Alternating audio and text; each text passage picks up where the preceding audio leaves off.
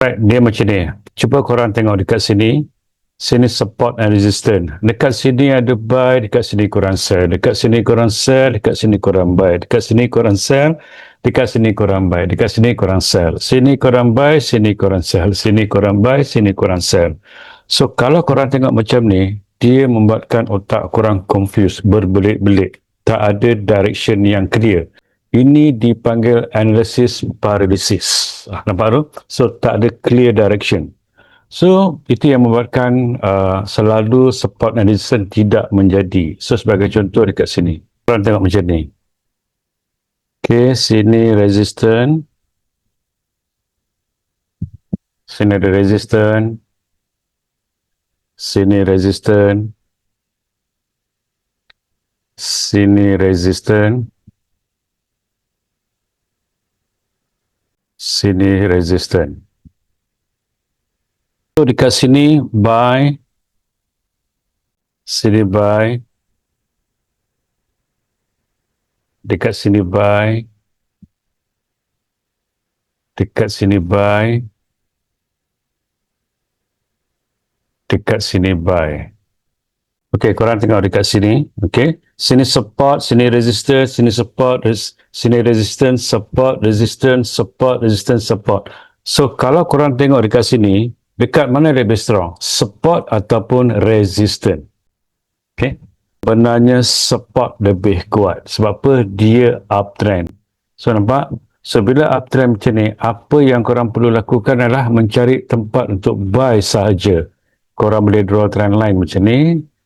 Okay, korang boleh drawkan trend line dekat sini. Tugas korang mencari peluang untuk buy saja, zone support saja. Dia macam ni. Sini ada support, korang cari cara price turun dekat sini. Apa ni? Dekat sini ada support, sini buy dekat sini. Sini ada support, nampak dekat sini cari peluang yang berdekatan dengan trend line dekat sini support.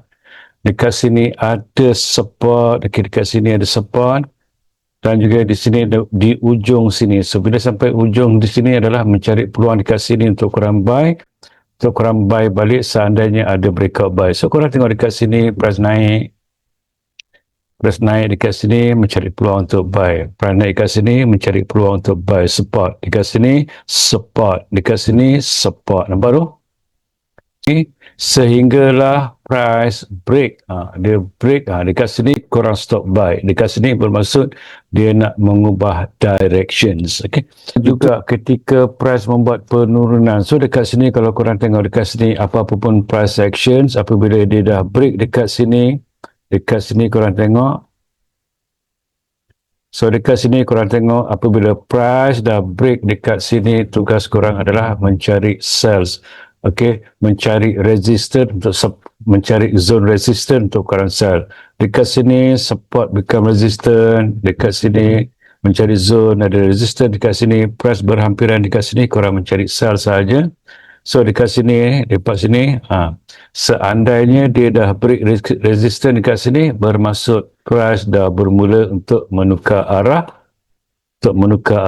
dan dekat di sinilah yang nanti korang mencari peluang, mencari zone support saja. Nampak? Alright?